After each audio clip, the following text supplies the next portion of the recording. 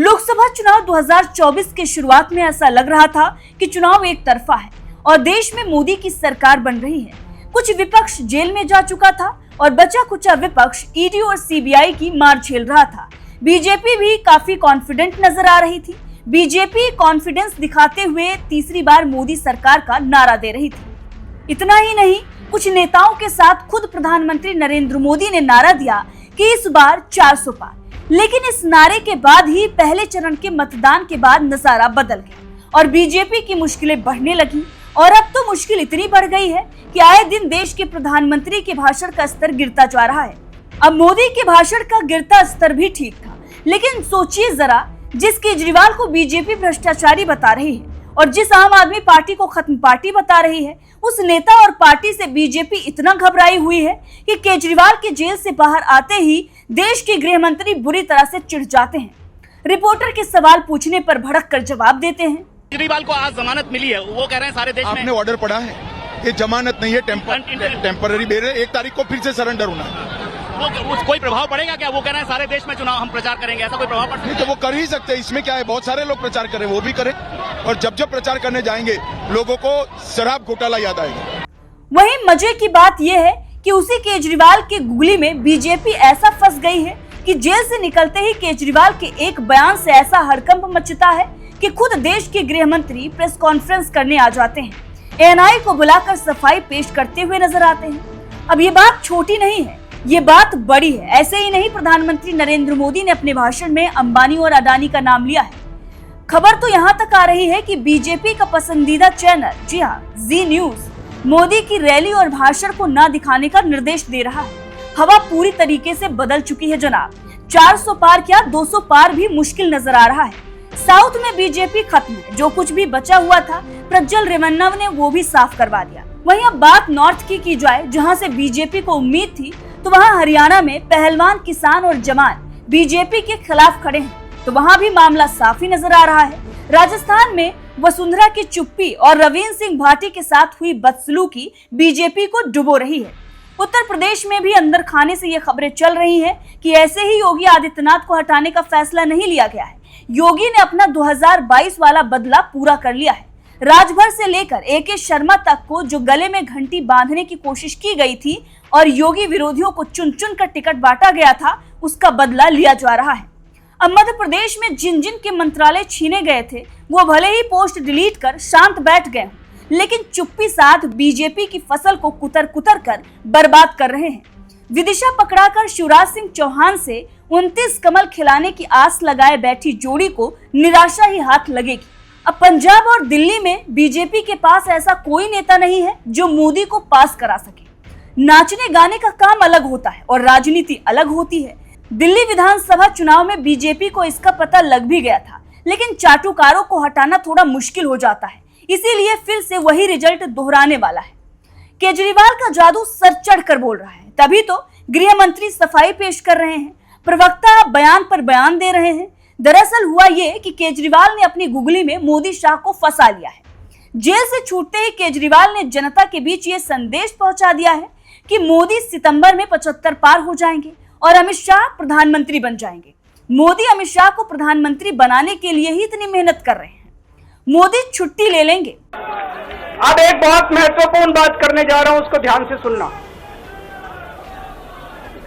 ये लोग इंडिया गठबंधन से पूछते हैं आपका प्रधानमंत्री कौन होगा। मैं बीजेपी से पूछता हूं आपका प्रधानमंत्री कौन होगा।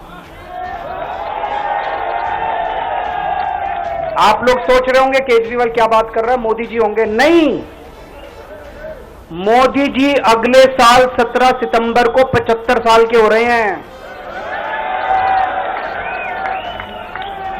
बीजेपी के अंदर मोदी जी ने 2014 में मोदी जी ने खुद ने रूल बनाया था कि बीजेपी के अंदर जो भी 75 साल का होगा उसको रिटायर कर दिया जाएगा। तब से पहले आडवाणी जी को रिटायर किया गया, उसके बाद मुरली मनोहर जोशी जी को रिटायर किया गया, फिर सुमित्रा महाजन को रिटायर किया गया, फिर यशवंत सिन्हा को रिटायर किया गया।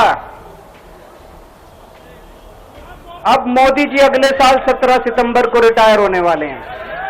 अब सोचिए कितना दिमाग खेला है केजरीवाल ने, जो बची खुची जनता उम्मीदवार छोड़कर मोदी को देखकर वोट देने का सोच भी रही थी, उसके बीच ये संदेश पहुंचकर बीजेपी को कितना बड़ा नुकसान पहुंचाएगा।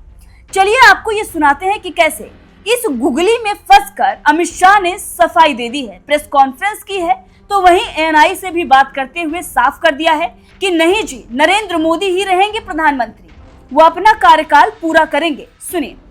मैं अरविंद केजरीवाल एंड कंपनी और पूरे इंडिया अलायंस को कहना चाहता हूं, मोदी जी 75 साल के हो जाए, इससे आपको आनंदित होने की जरूरत नहीं है।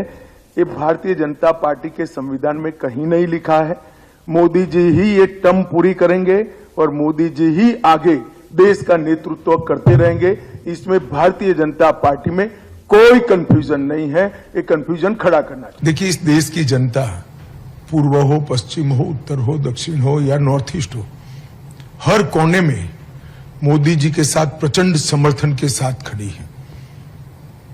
इंडिया अलायंस के जितने भी चट्टे बट्टे हैं, वो सभी को मालूम है कि हम 400 पार करने जा रहे हैं, मोदी जी तीसरी बार इस देश का प्रधानमंत्री बनेंगे। इसलिए इस प्रकार की भ्रांति फैला रहे हैं।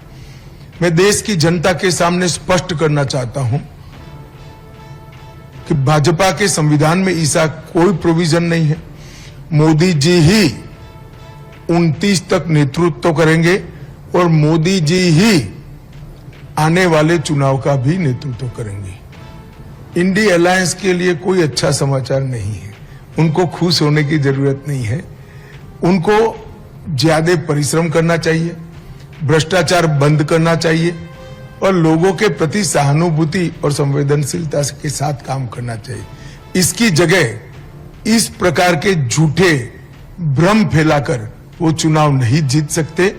मोदी जी इस देश को बहुत आगे ले गए हैं और मोदी जी को इस देश को और आगे ले जाना है। किसी भी प्रकार की कोई कंफ्यूजन भारतीय जनता पार्टी के कोई क्वार्टर में नहीं है। ये देश की जनता को स्पष्ट होना है। तो मैं बीजेपी से पूछना चाहता हूं, आपका प्रधानमंत्री का दावेदार कौन है? दोस्तों, अगले साल 17 सितंबर तक अगर इनकी सरकार बनी, तो उस पर भी आऊंगा मैं।